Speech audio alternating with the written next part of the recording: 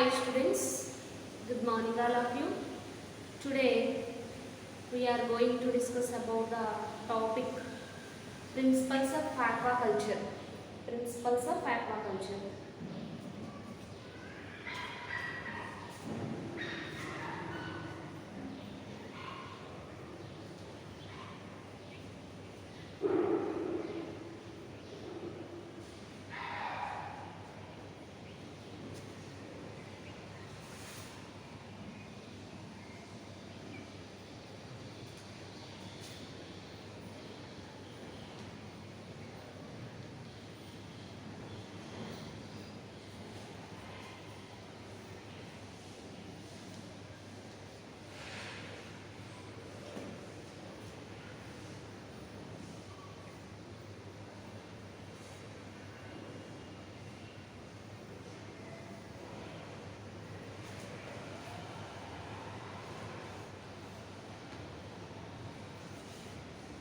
So last క్లాస్లో aquaculture management టోటల్గా syllabus complete చేసుకున్నాము. ఈరోజు క్లాస్లో ప్రిన్సిపల్స్ ఆఫ్ ఆక్వాకల్చర్ సిలబస్ గురించి, సో అందులో ఏం టాపిక్స్ ఉంటాయో టాపిక్స్ గురించి, యూనిట్ 1 ఫస్ట్ టాపిక్ గురించి ఈరోజు క్లాస్లో డిస్కస్ చేసుకుందాము. సో ఇప్పుడు మీరు సిలబస్ చూసినట్లయితే టోటల్గా 5 యూనిట్స్ అనేవి ఓవరాల్గా 5 యూనిట్స్ ఉన్నాయి. 5 యూనిట్స్ గురించి కూడా ఒకసారి సిలబస్ డిస్కస్ చేసుకున్నాము. 5 units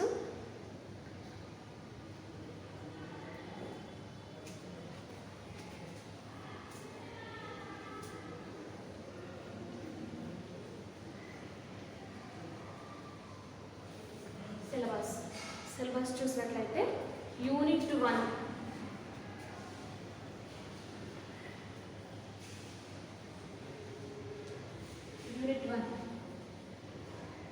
introduction basics of aquaculture.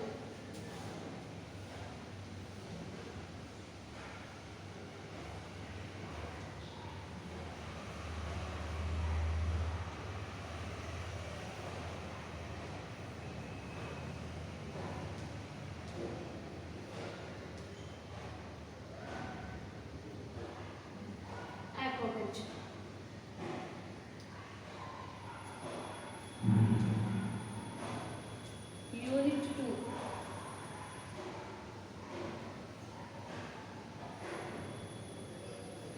types of aquaculture.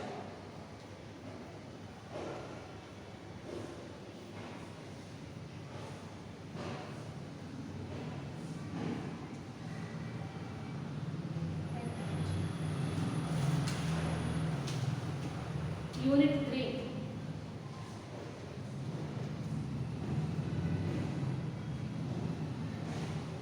design and construction of aquafarms. Design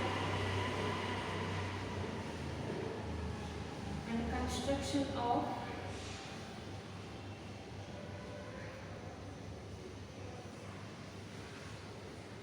aquafarm.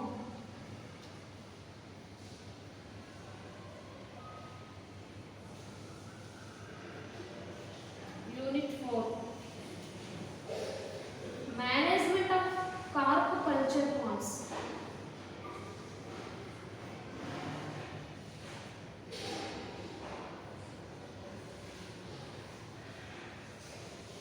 Management of carp culture ponds. 5th unit వచ్చేసి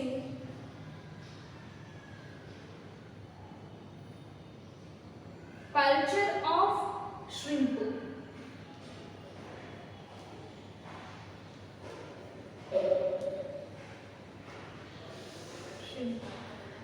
Next one, culture of pearl oysters.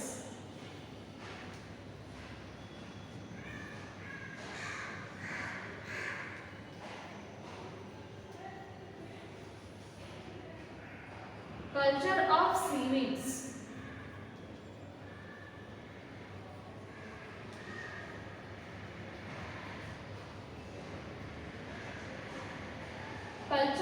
Culture of ornamental fishes.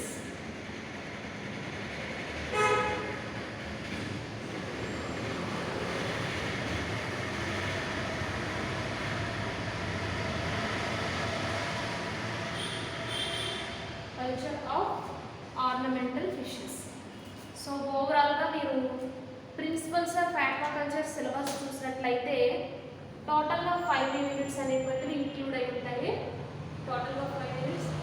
Unit 1 introduction basics of aquaculture. Unit 2 types of aquaculture. Unit 3 design and construction of aquafarm. Unit 4 management of carp culture Pond's.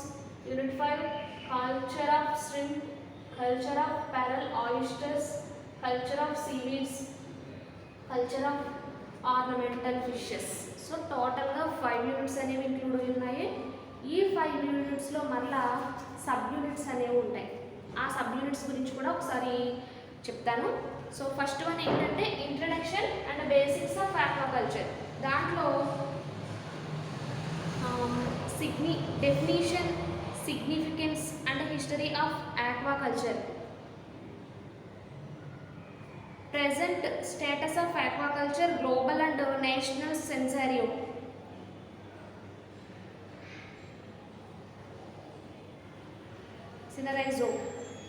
major cultivable species of aquaculture, freshwater, brackish water and marine water. Next one, criteria for the selection of species for culture. So టోటల్గా 4 sub units అనేవి ఉన్నాయి. Unit 1లో 4 sub units ఉన్నాయి. Next one types of aquaculture. Types of ఆక్వాకల్చర్లో fresh water, brackish water and marine water. Concept of monoculture, polyculture, composite culture, monosex culture, integrated fish farming. Culture system, ponds, raceways, cages, pens, rafts and water recirculating systems. Culture practices, traditional, extensive, modified extensive, semi-intensive and intensive cultures of fish and shrimp. And unit 2. Unit 3, design and construction of aquaforms. అందులో మరలా 5 sub topics ఉన్నాయి. Criteria for the selection of site for fresh water and brackish water pond farms. Design and construction of fish and shrimp farms. Seed resources, natural seed resources and procurement of seed for stocking carp and shrimp. Nutrition and feeds, nutritional requirements of a cultivable fish and shellfish. Natural food and artificial feeds and their importance in fish and shrimp culture. Next one, unit 4, management of carp culture ponds. So culture of Indian major carps, pre-stocking management, dewatering, drying, ploughing,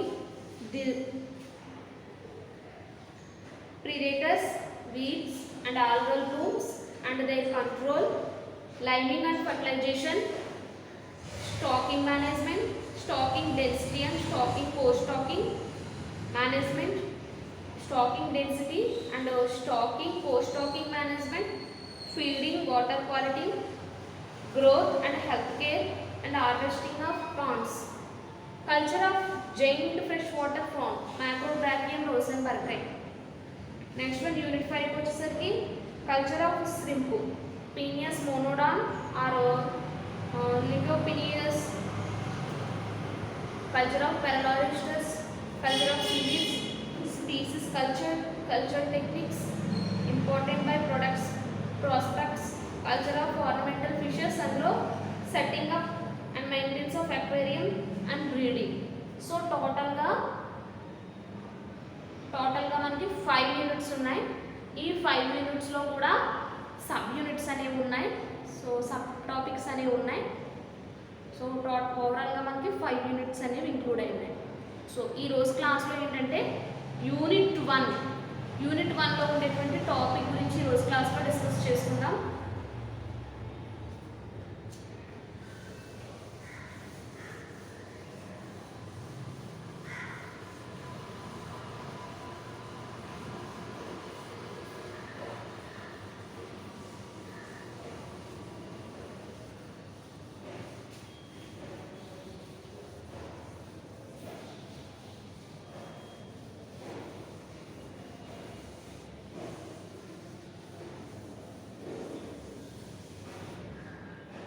ఇప్పటివరకు కూడా principles of aquaculture syllabus దాంట్లో ఉండేటువంటి topics contents గురించి discuss చేసుకున్నాం.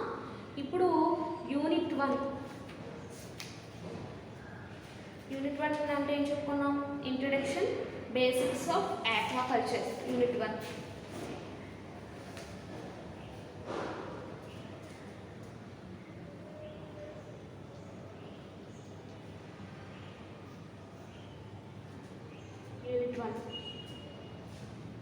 So unit 1లో ఈరోజు చెప్పుకునే topic ఏంటి అంటే the concept of blue revolution has evolved, లేదా అపోజిట్ని what do you understand by aquaculture or blue revolution అని అడుగుతాడు. ఆక్వాకల్చర్ ఆర్ బ్లూ రివల్యూషన్ లేదా concept of blue revolution has evolved అని అడగడం జరుగుతుంది. తెలుగులో అయితే ఆక్వాకల్చర్ అనగానేమి, ఆక్వాకల్చర్ ప్రాధాన్యతను మరియు చరిత్రను వివరించుము, జలజీవుల సంవర్ధనం యొక్క ప్రాముఖ్యత మరియు చరిత్రపై వ్యాసం రాయుము అని తెలుగులో అడగడం జరుగుతుంది. సో ఈరోజు టాపిక్ ఏంటంటే కాన్సెప్ట్ ఆఫ్ బ్లూ రివల్యూషన్. నేను షార్ట్ కట్గా రాస్తున్నాను. So principles of aquaculture unit 1లో ఉండేటువంటి టాపిక్.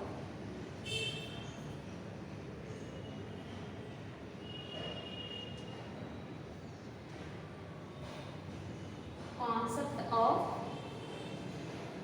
blue revolution.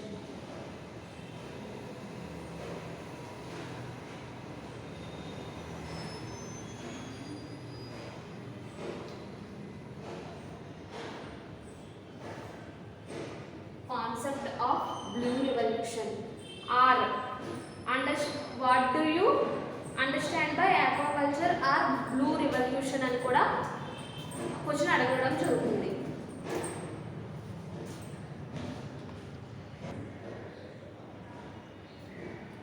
అయితే ఈరోజు క్లాస్లో ఏంటంటే కాన్సెప్ట్ ఆఫ్ బ్లూ రివల్యూషన్. దీన్ని క్వశ్చన్ వేరే విధంగా అడుగుతారు. ఎలా అంటే what do you understand by aquaculture or blue revolution అని అడగచ్చు. సో క్వశ్చన్ ఏ విధంగా అడిగినప్పటికీ కూడా మీరు రాయవలసి ఉంటుంది. సో బ్లూ రివల్యూషన్ అంటే ఏంటో ఈరోజు కాన్సెప్ట్లో డిస్కస్ చేసుకుందాం. బ్లూ రివల్యూషన్ అంటే ఏంటో. సో ఇక్కడ ఏంటంటే ఓల్డెన్ డేస్లో in olden days Indians never faced the shortage of food and the supply was more than the demand. People lead peaceful and happy life. అయితే ఇండియాకి ఎప్పుడైతే ఇండిపెండెన్స్ వచ్చిందో 1947లో, ఆ 1947లో సో ఇక్కడ ఎంతైతే పాపులేషన్ ఉందో పాపులేషన్కి సరిపడగా ఫుడ్ అనేది ఉండేది కాదు. సో పాపులేషన్కి సరిపడగా ఈ ఫుడ్ ప్రొడక్షన్ అనేటువంటిది ప్రొడక్షన్ జరిగేటువంటిది కాదు. కాబట్టి మన ఇండియన్స్ వాళ్ళు ఏం చేసేవారంటే అమెరికా స్టేట్స్ లేదా అదర్ కంట్రీస్ వాళ్ళతో PL 480 అనేటువంటి ఒక స్కీమ్ ద్వారా PL 480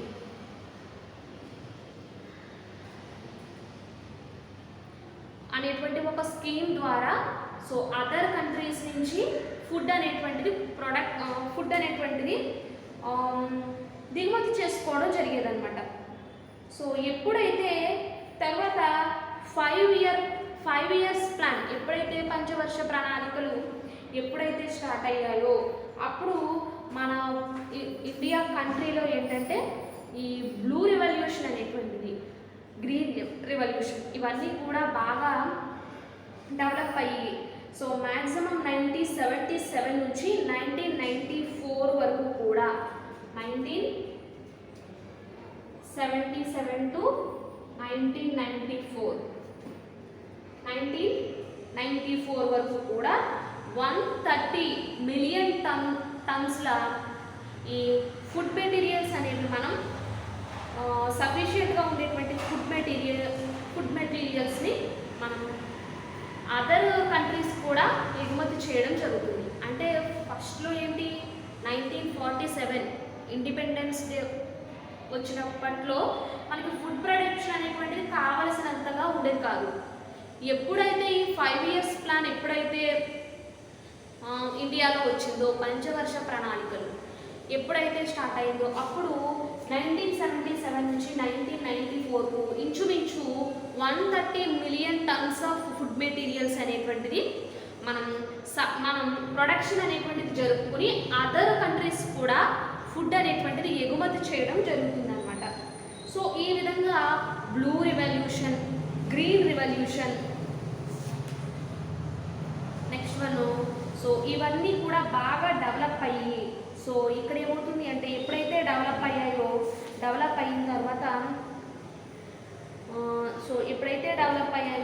తర్వాత పౌల్ట్రీ ఫార్మ్స్ని డెవలప్ చేసుకోవడం, ఆక్వాకల్చర్ని డెవలప్ చేసుకోవడం, నెక్స్ట్ వన్ మిల్క్ ప్రొడక్షన్ ఎక్కువగా జరగడం, అంటే ఇలా పాల ఉత్పత్తులు ఎక్కువగా పెంచుకోవడం. సో ఇటువంటి ఇండస్ట్రీస్కి ఎక్కువగా డిమాండ్ అనేటువంటిది పెరగడం జరిగింది. సో దీంట్లో ఏంటంటే ఆక్వాకల్చర్, సో మనం చెప్పుకునేది ఏంటి అంటే ఆక్వాకల్చర్.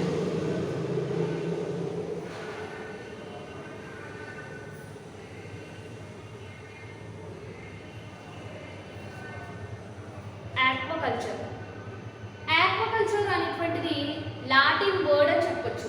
లాటిన్ వర్డ్ నుంచి వచ్చింది. అంటే ఏంటి? ఆక్వా ఆర్గానిజమ్స్ని కల్చర్ చేయడం. సో ఆక్వా ఆర్గానిజమ్స్ని కల్చర్ చేయడం అంటే వాటర్ లోపల కల్చర్ చేయడాన్ని ఏమంటామంటే ఆక్వాకల్చర్ అంటాం అనమాట. సో ఇందులో అంటే ఇప్పుడు ఆక్వాకల్చర్ డిమాండ్ అనేది ఎందుకు పెరిగింది అంటే, సో దానిలో ఏవైతే ఫిషెస్ని, shrimps, fishes, next crabs, molluscans, oysters, so ఈ టైప్ ఆఫ్ ఆక్వా ఆర్గానిజమ్స్ని కల్చర్ చేయడం జరిగింది. ఎందుకు అలా కల్చర్ చేయడం జరిగింది అంటే బికాస్ ఆఫ్ ఆ ఫుడ్స్లో ఏంటంటే rich nutrients, fatty acids, so ఇటువంటి ప్రోటీన్స్ ఎక్కువగా ఉన్నాయి కాబట్టి ఈ ఫుడ్కి డిమాండ్ అనేది పెరగడం జరిగింది. సో డిమాండ్ పెరగడంతోనే కాకుండా అంటే ఫుడ్ ప్రొడక్ట్స్ని పొందడమే కాకుండా దానితో పాటుగా సో ఇక్కడ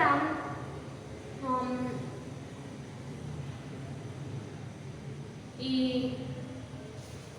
ఉద్యోగాలు అనేటువంటివి కల్పించడం కూడా ఆక్వాకల్చర్ ద్వారా సాధ్యమైంది. కాబట్టి దీన్ని ఆక్వాప్లాజన్ లేదా బ్లూ రివల్యూషన్ అంటాం.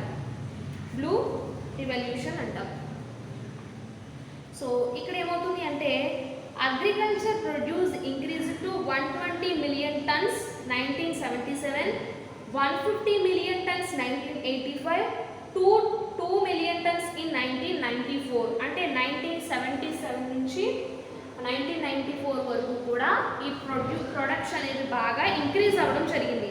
సో బాగా ఇంప్లిమెంట్ చేసుకుని సైంటిఫిక్ మెథడ్స్ని యూజ్ చేసి మనం ఈ ఆక్వాకల్చర్నే కాకుండా ఈ గ్రీన్ రెవల్యూషన్, బ్లూ రెవల్యూషన్ ద్వారా బాగా ఇంప్లిమెంట్ చేసుకోవడం జరిగింది.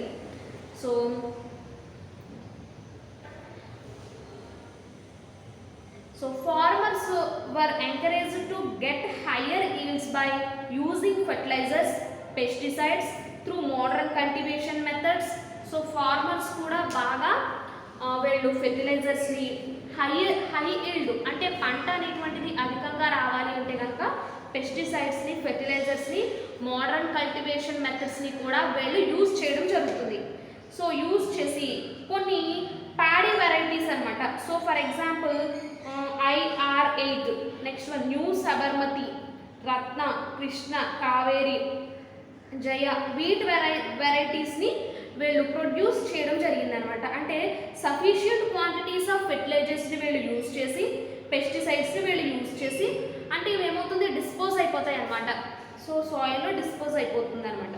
సో వీటన్నింటినీ కూడా ప్రాపర్గా యూటిలైజ్ చేసుకుని ఫ్లడ్ వాటర్ని కూడా ప్రాపర్గా యూటిలైజ్ చేసుకుని ఫార్మర్స్ హై ఈల్డ్ వచ్చేటువంటి విధంగా సో బాగా వేలు చేయడం జరుగుతుంది అనమాట. Next one, food materials cannot provide necessary amount of proteins and fats. So A food materials చూసుకున్నా అన్ని ఫుడ్ మెటీరియల్స్లోనూ కూడా ప్రోటీన్స్ న్యూట్రియంట్స్ ఉంటాయంటారా అంటే ఉండవు. సో ఎప్పుడైతే వైట్ రివల్యూషన్ అంటే మిల్క్ ప్రొడక్ట్స్ గురించి, next one blue revolution culturing of aquatic organisms, white revolution వచ్చేసరికి milk and milk products గురించి, పౌల్ట్రీ ఎగ్స్ అండ్ చికెన్ దాని గురించి వైట్ రెవల్యూషన్, బ్లూ రివల్యూషన్ వచ్చేసరికి culturing of aquatic organisms, green revolution వచ్చేసరికి agriculture వీటన్నింటి మీద కూడా వీళ్ళు బాగా సో డిమాండ్ అనేది పెరగడం జరిగిందనమాట. Next one, concept of blue revolution. So ఇక్కడ వీళ్ళు బై యూటిలైజింగ్ ఆక్వాటిక్ రిసోర్సెస్ ఏవైతే ఉన్నాయి, reverse, canals, reservoirs, lakes, brackish water areas, east west coastal marine waters. So for example న్యాచురల్గా వచ్చేటువంటి రిసోర్సెస్ ఏవైతే ఉన్నాయి, రివర్స్ ఉన్నాయి, నదులు, లేక్స్, సరస్సులు, next one brackish water and fresh water, east west coastal marine waters.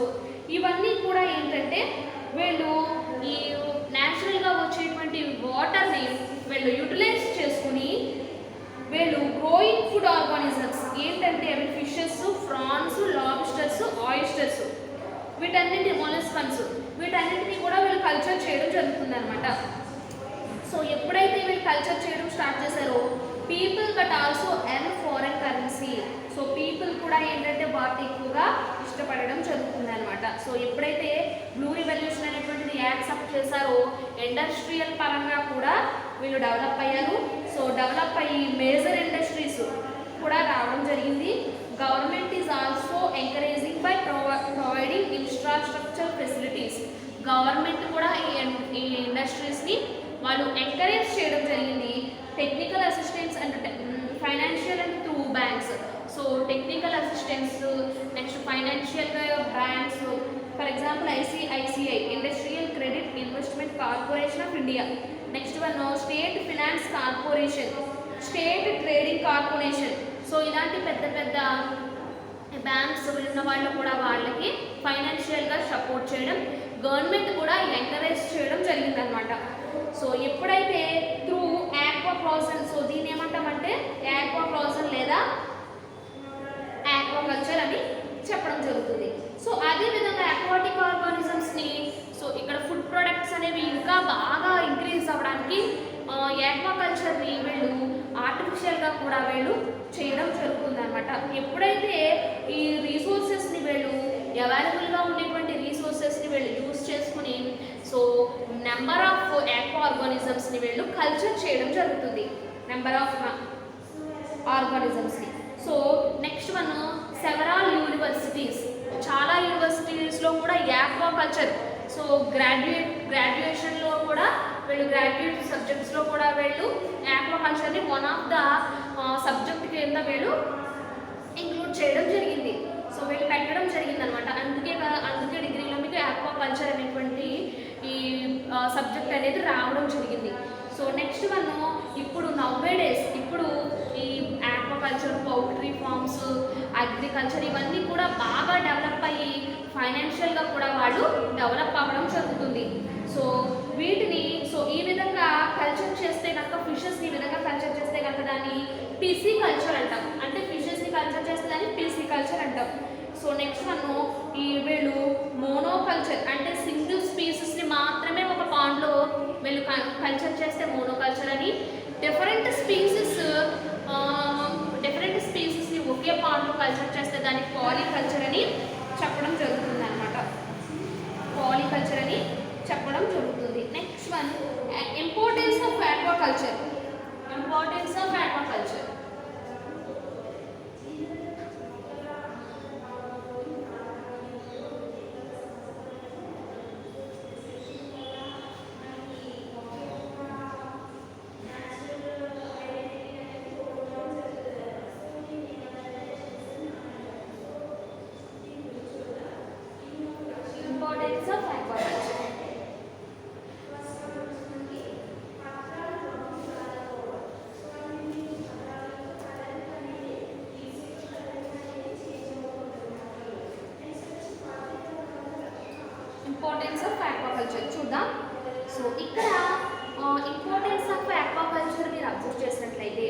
America వంటి ఈ greater countries ఏవైతే ఉంటాయో, అమెరికా వంటి దేశాలలో ఏంటంటే బాగా డెవలప్ అయినటువంటి ఈ కంట్రీస్లో మ్యాక్సిమము వీళ్ళు ఇయర్కి పర్ క్యాపిటల్ 15 కిలోస్ ఫిషెస్ని వీళ్ళు ఆహారంగా తీసుకోవడం జరుగుతుంది. కానీ మన ఇండియాలో మాత్రం 4 కిలోస్ని మాత్రమే మనం ఫుడ్గా తీసుకోవడం జరుగుతుంది ఫిషెస్ని. అంటే ఏంటి, వీళ్ళు అమెరికాలో 72 గ్రామ్స్ డేకి ప్రోటీన్స్ వాళ్ళ ఆహారంగా స్వీకరించబడగా, అంటే మనలో 7 గ్రామ్స్ మాత్రమే డేకి ప్రోటీన్స్ ఆహారంగా వీటిని వినియోగించుకుంటున్నాము. సో ఈ విధంగా యాక్వా ఆర్గానిజమ్స్ని కల్చర్ చేయడం ఏమంటామంటే ఫిషరీస్, పిసికల్చర్ లేదా ఫిన్ కల్చర్ అంటాం. అంటే యాక్వా ఆర్గానిజమ్స్ని కల్చర్ చేయడానికి ఇప్పుడు వరకు చెప్పుకున్నాం కదా, ఏవైతే అవైలబుల్గా రిసోర్సెస్ ఏవైతే ఉన్నాయి మనకి, rivers, lakes, reservoirs, tanks, next sea water, ఇవన్నీ కూడా అవైలబుల్గా ఉండేటువంటి రిసోర్సెస్. వీటిలో యాక్వా ఆర్గానిజమ్స్ని కల్చర్ చేయడాన్ని ఏమంటాము అంటే ఆక్వాకల్చర్ లేదా pisciculture or fin culture, pisciculture or fin culture అని అనడం జరుగుతుంది. సో ఇక్కడ ఏమవుతుంది అంటే, సో వీటిలో ఎక్కువగా ఫిన్ కల్చర్లో ఏంటంటే France, snails, crabs, molluscans, so వీటిని ఏమంటామంటే షెల్ ఫిషరీ అంటాం. సో వీటిని అంటే ఫ్రాన్స్, క్రాబ్స్, మొలస్కన్స్, వీటిని కల్చర్ చేస్తే కనుక వీటిని షెల్ ఫిషరీ అంటాం.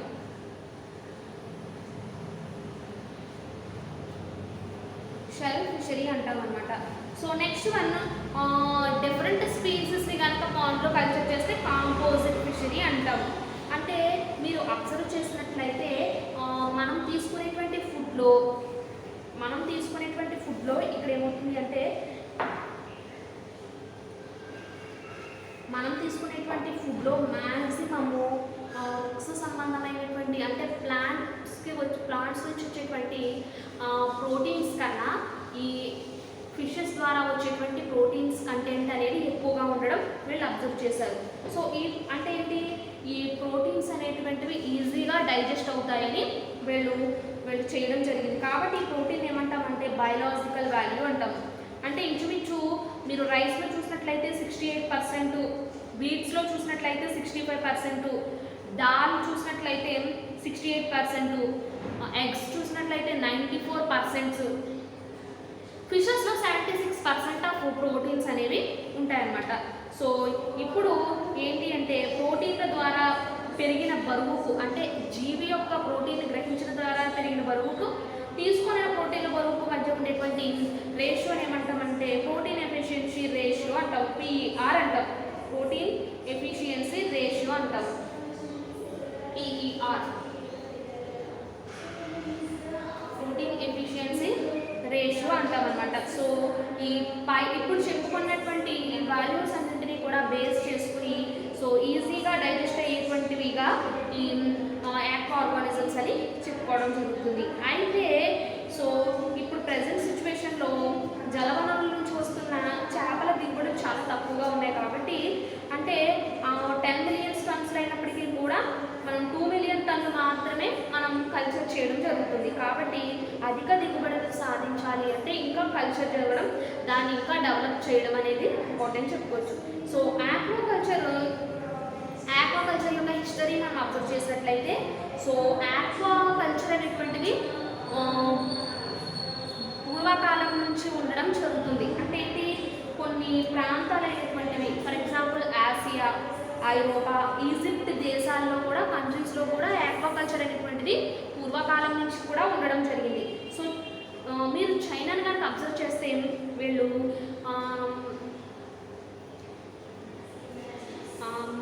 Before Christ, so before Christ ఉన్నప్పటి నుంచి కూడా కానీ క్రీస్తు శకం 1639 నుంచి కూడా చైనీస్ వాళ్ళు ఈ ఫిషెస్ని కల్చర్ చేస్తున్నాయి అనడానికి కూడా సో చాలా ఆధారాలు అనేటువంటివి ఉన్నాయి. సో ఎక్కువగా వీళ్ళు ఈ కంబోడియా అనేటువంటి దేశంలో వీళ్ళు ఆర్టిఫిషియల్గా కూడా అంటే కేజెస్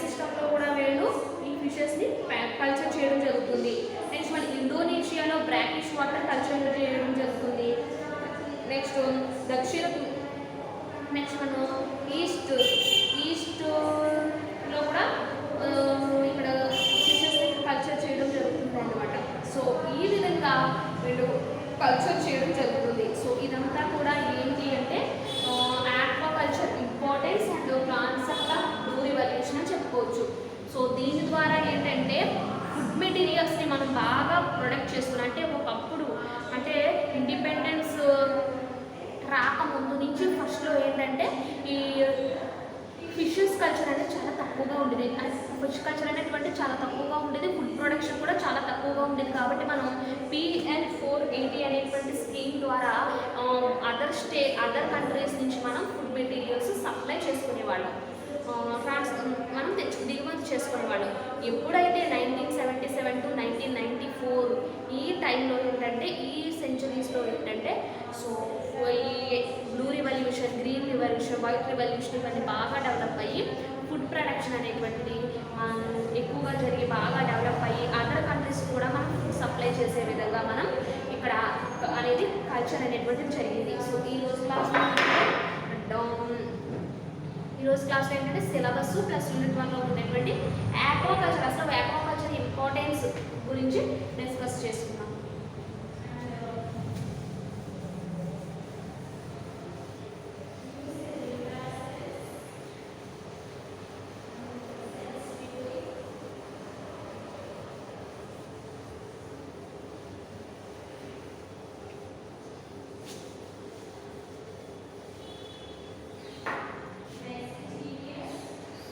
నెక్స్ట్ క్లాస్లో నెక్స్ట్ టాపిక్ గురించి డిస్కస్ చేసుకున్నాం.